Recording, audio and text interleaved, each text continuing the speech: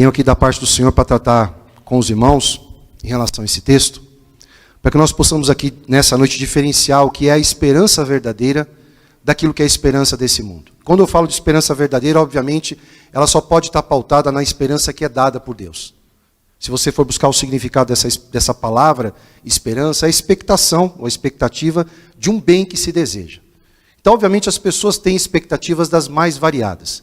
E o que eu quero aqui nessa noite com os irmãos é diferenciar essas expectativas ou essa esperança daquilo que as pessoas entram dentro da igreja e diferenciando é a esperança que Deus vai corresponder, que é a verdadeira, e aquela que Ele não vai corresponder. Não vamos falar daquilo que está lá no mundo lá fora, mas daquilo que as pessoas que entram dentro da igreja, daqueles que se dizem evangélicos, daqueles que professam essa fé, amém? Não tem tido cuidado, não tem tido zelo de examinar a forma como tem agido e naquilo que tem esperado. Então, se você for buscar, eu for tentar entender a diferença entre uma e outra, aquela que é carnal, aquela que é humana, que é secular, a esperança genérica, é aquela que está baseada num sentimento que vê como possível a realização daquilo que se deseja com base em uma confiança, de que uma coisa boa vai acontecer. É o pensamento positivo, é o sentimento de que alguma coisa vai acontecer porque ela merece ou porque ela acredita de alguma forma naquilo. É o que nós recebemos naturalmente, ou que nós temos naturalmente como seres humanos normais, daquilo que nós recebemos quando viemos a esse mundo e da formação que nós temos da sociedade na qual nós vivemos. O homem naturalmente vive disso. Se você for ver até a maneira como as coisas funcionam lá fora, elas não se baseiam, ou seja, as pessoas não pensam no fim, elas não pensam em situações adversas, quando a situação adversa vem, ela tenta não pensar nela, tenta esquecer, como se o fato de não olhar para aquela situação, não olhar para aquele momento, ou não se deparar com aquela realidade, fosse tirar aquela realidade do seu caminho. Já a esperança de Deus, ela é diferente. Primeiro que ela vai se cumprir, ou seja, ela é uma esperança dada para um cumprimento certo. Deus não vai falhar, Deus não vai errar, não vai negar nada daquilo que Ele falou.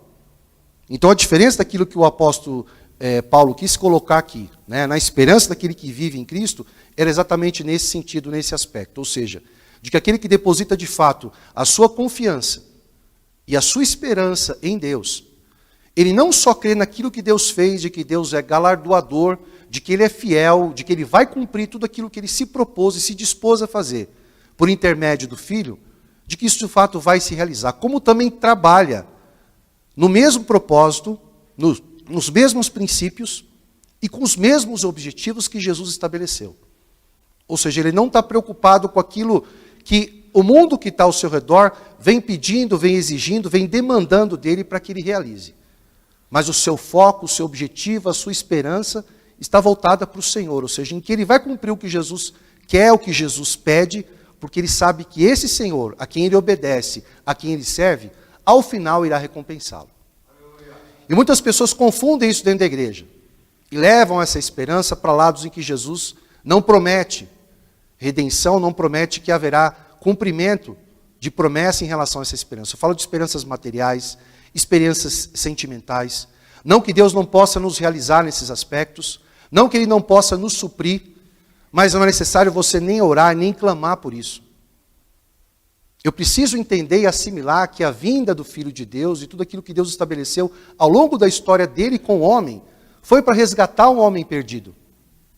Foi para reconciliar o homem que estava desligado de Deus por conta do pecado, por conta da iniquidade, de um ato que o próprio homem praticou e tornou essa separação uma realidade. E não de um Deus que espera de mim, de você, que nós estejamos lá fora, como pessoas aprovadas, como pessoas eleitas, como pessoas em que o mundo vem admirar, para que sobre essas atitudes e feitos humanos, o brilho de Cristo, ou o brilho desse Deus, esteja sobre nós. Se essa fosse a vontade, o desejo e o objetivo de Deus, Ele não precisaria enviar o seu Filho. Então é importante você entender quando a tua esperança de fato está em Cristo ou quando ela não está. Amém? E eu vou tentar trabalhar com os irmãos aqui, não só no significado, mas em relação aos aspectos do que significa essa esperança, Depois a gente vai, obviamente, concluir aquilo que o apóstolo falou nesse texto inicial que nós lemos aqui. Amém? Então eu já dei aqui para os amados a significação do termo esperança. É importante também colocar aqui qual o papel da igreja em relação a essa comunicação. Então a igreja ela não tem o papel de dar esperança ou de gerar esperança. A igreja tem o papel de ser a comunicadora daquele que dá a esperança, que é Deus. Ou seja, a igreja tem o papel simplesmente de vir aos homens desse mundo e comunicar conforme Deus pediu, conforme o Filho orientou, com as instruções, com as normas, com os procedimentos que não foram estabelecidos por ela. Ela não pode ser a legisladora, ela não pode ser aquela que regula nada. Ela simplesmente comunica aquilo que Deus determinou, através do seu Filho. Ela não vai ter o poder de converter, ela não vai ter o poder de sanar esperanças que são falsas, né? Porque é o que você tem visto lá fora, e talvez isso esteja também dentro do teu coração, a esperança de que situações específicas da tua vida neste mundo sejam solucionadas, ou a esperança de que situações pelas quais você luta, mesmo estando na casa do Senhor, mesmo tendo um relacionamento com Cristo, de que você possa colocar isso à frente dos objetivos dele. Há um objetivo muito claro da parte do Senhor, quando ele deixou estabelecida a sua igreja, em relação àquilo que ela havia de fazer, do que ela havia de pregar, no que ela havia de se empenhar. No serviço da causa dele, no serviço do reino dele, em testemunhar quem ele era, não somente da boca para fora, mas daquilo que essa mesma igreja, composta de homens, de mulheres, de crentes, de convertidos, também estariam vivendo para testemunharem sobre si a veracidade desse Deus. Então esse foi o papel que ele estabeleceu para essa igreja. Não que ela se preocupasse em que aqueles que entram ou que adentram as portas pedissem a ela que os problemas da humanidade fossem solucionados, como a fome, como as diferenças sociais, os problemas familiares, os problemas de vícios, os outros mais que você pode imaginar. Deus pode agir neles, pode. Mas antes de você pedir a Deus para que Ele te permita manter a tua esperança, você precisa entender se a tua esperança está voltada para o lado certo. Então, antes de mais nada, é importante que você entenda o que Ele veio comunicar para você. Qual a origem dessa esperança que Ele veio dar aos homens? Ou qual, de fato, é o verdadeiro problema que nós temos?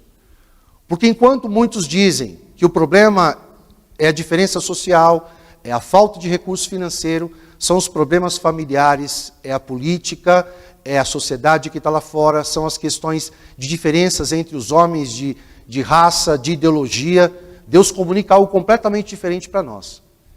De que nós somos corruptos na íntegra, no sentimento, na consciência, em tudo aquilo que procede de nós. E para que esse cenário seja mudado, é necessário uma reforma. Uma reforma na qual ele não vai aproveitar nada do material que está em mim e em você, mas em que ele vai ter que quebrar esse edifício, esse prédio, esse alicerce que você construiu, para que ele coloque os alicerces dele, aqueles que não vão falir, aqueles que não vão ruir, aqueles que não vão poder ser demolidos, mas aqueles sobre os quais, se você for construído ou constituído, ele vai poder te honrar nessa esperança. Amém? Então, dizendo aos irmãos, em relação à necessidade, né? Porque o que eu estou comentando aqui com os irmãos em relação a entender o motivo da esperança, a esperança nasce numa necessidade. Ela pode ser por padecimento, ela pode ser por deficiência ou por ausência de algo, dentro daquilo que eu já comentei aqui com os irmãos, né? Ela pode ser uma necessidade carnal, né, do corpo do homem, então tudo que eu já falei aqui para os irmãos, necessidade material, necessidade sentimental, necessidade de todos os aspectos que você possa pensar, né, eu digo humanas, que é aquela que nós temos de forma natural, que provém da queda do homem. Desde o momento em que o homem escolheu essa separação com Deus, nós temos essa necessidade, olhamos para a necessidade que é a do corpo, da vida presente, e não olhamos para a necessidade de fato, aquela que Deus veio estabelecer. E a que Deus veio estabelecer não é a necessidade do corpo, não é a necessidade da vida da carne, mas sim da vida da alma. Aquela que Deus desperta no homem, porque ele sim é o dono dessa alma. E um dia vai querer prestar contas disso com todos nós, né? Nós vamos ter que prestar contas diante de Deus daquilo que nós fizemos com essa alma. Se nós olharmos no contexto histórico, né, daquilo que nós também falamos de visão panorâmica, de como isso tudo aconteceu, como esse rompimento aconteceu, para você também entender, né, porque não basta você dizer, puxa vida, eu sei que eu tenho necessidades carnais, necessidades físicas, gostaria muito de ter aquilo que Deus quer colocar dentro de mim, de pensar só no que é espiritual, mas eu não consigo, eu me esforço, tento, mas não consigo atingir esse objetivo com Deus. E me sinto falido, me sinto incapaz de realizar isso, nós vamos entender, se você pegar no contexto histórico, é muito fácil você entender isso, né? Quando eu falo contexto histórico e panorâmico, a relação de Deus com os homens. Então, na criação, no momento inicial, no momento original, quando Deus forma o homem, nessa formação não havia pecado, e a alma do homem estava ligada a Deus. A partir do momento que o homem cai, escolhe, por uma escolha própria, não imposta por Deus, não da vontade de Deus, não de um pecado formado ou permitido por Deus, mas que o próprio homem quis e escolheu assim, viver uma vida apartada dele. Desde então, tudo que acontece, desde a queda do Éden, até o momento atual que nós vivemos, é uma história separada de Deus. Então as consequências daquilo que o homem vem sofrendo, daquilo que ele vem padecendo, na sua carne, na sua vida terrena, humana e natural, não são culpa de Deus.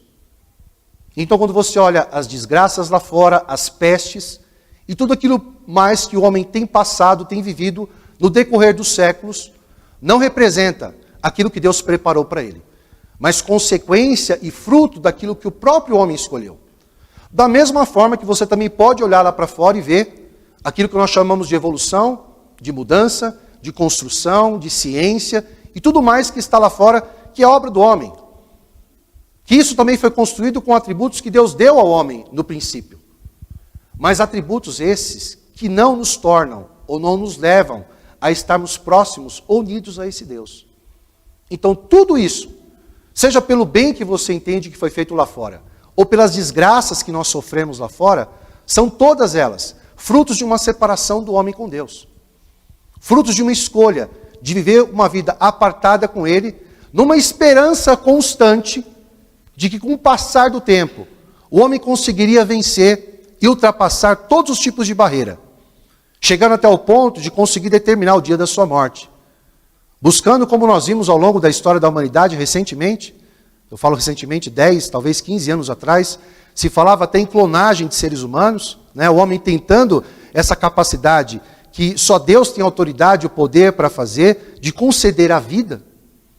Porque a vida, a concepção, se você for exatamente nesse momento inicial, você vai entender que a vida primeiro ela é dada por Deus, que é a vida da alma, e depois vem o corpo, que é o físico. E o homem vem tentando ao longo do tempo ultrapassar as barreiras, como fez lá no princípio também, né, depois da queda, tentando construir uma torre para chegar até o céu, e outros feitos mais, né, tentando invadir o espaço, indo para outros lugares.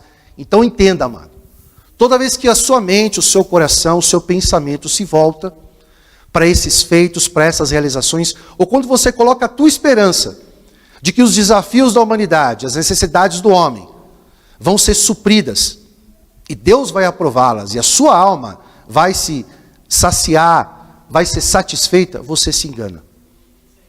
Porque o homem continua tendo um tempo finito de dias, um tempo determinado, e Deus continua governando a sua alma. A alma continua viva. E Deus determinou que por tudo aquilo que Ele fez pela humanidade, pelo amor que Ele derramou sobre a vida de todos os homens desse mundo, pelo fato de Ele ter enviado o seu Filho a esse mundo, em carne, comprovando a vitória do seu Filho, mesmo em carne, sobre todo o pecado, toda iniquidade, tendo o Filho cumprido o papel de nos substituir no nosso pecado, na nossa transgressão, na nossa iniquidade, e vencendo Ele a morte, e ressuscitando ao terceiro dia, estando agora à destra de Deus, Deus vai cobrar de cada um de nós, de cada homem desse mundo, de cada mulher, de cada ser dessa terra, o preço por aquilo que Ele nos deu, pela oportunidade que Ele concedeu a todos.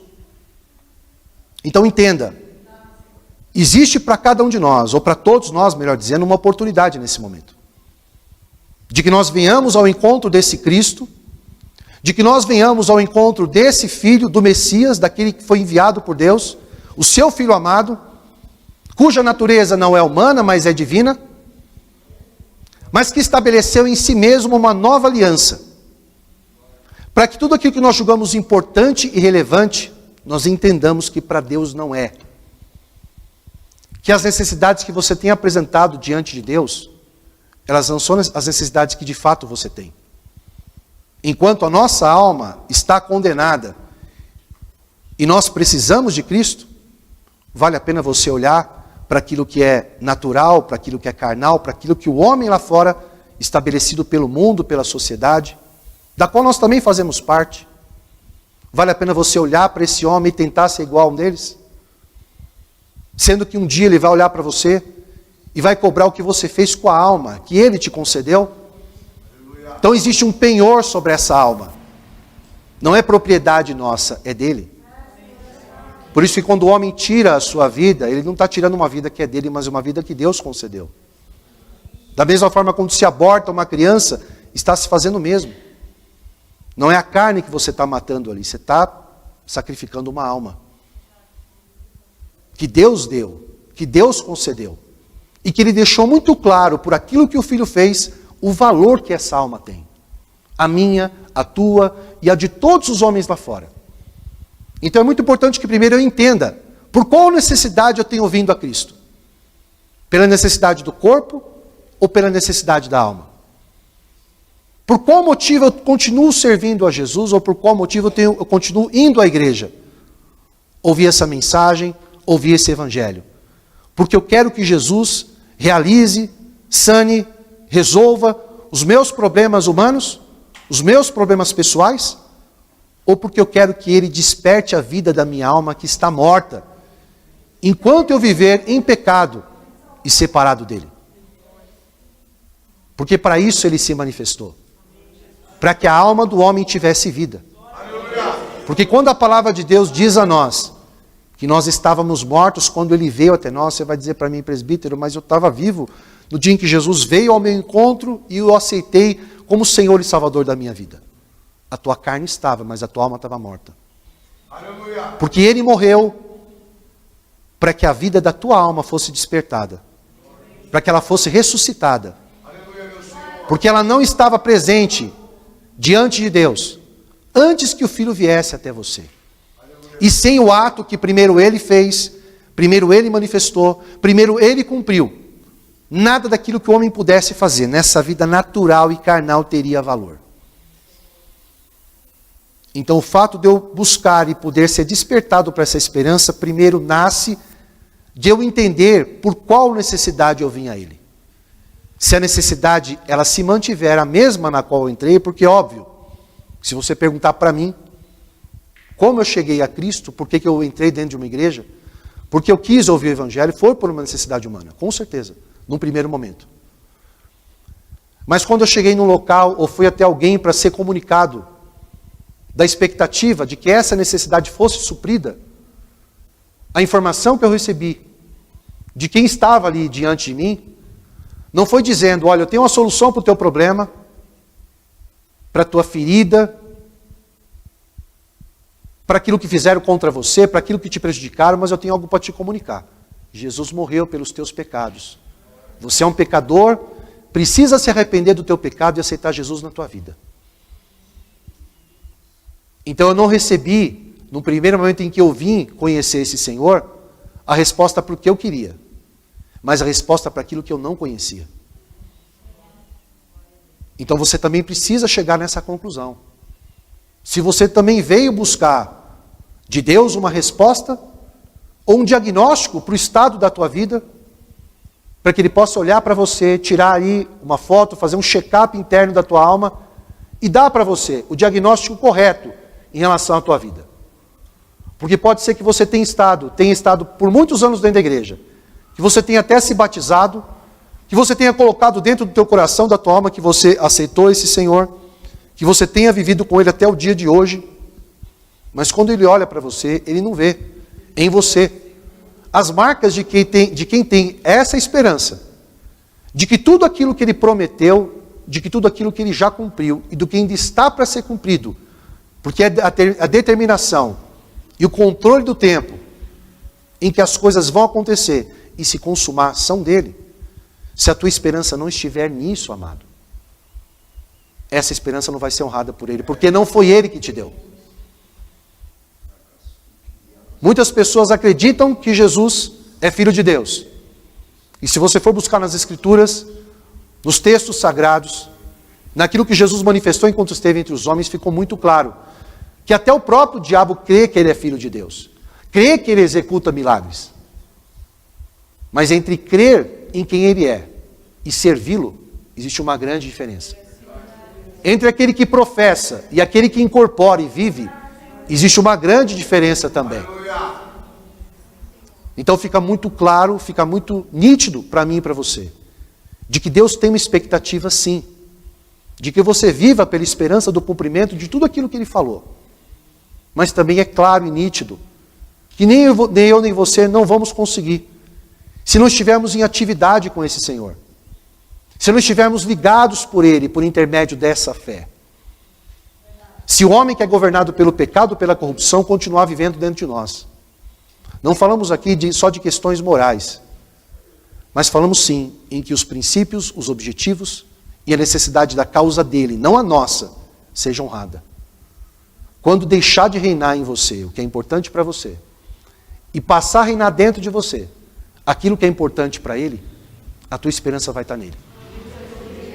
Porque não importa em quantos dias vão demorar, em quantos anos vão se passar, ou dos sonhos que você tinha, planos para que fossem realizados, para que fossem cumpridos, quando você chegou até Ele. Importa sim, em que tudo aquilo que Ele vem pedindo para você, que Ele vem requerendo da tua vida, você tem feito. E não por dever, não por obrigação, mas por amor. Porque essa esperança encontrou morada em você. Porque essa esperança está viva em você.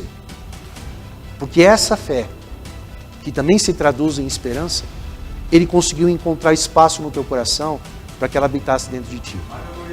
E agora para você, não vai importar mais o que vai acontecer com a tua vida, se os sonhos que você estabeleceu para você mesmo vão se cumprir, importa sim, que Ele tem sido suficiente para você.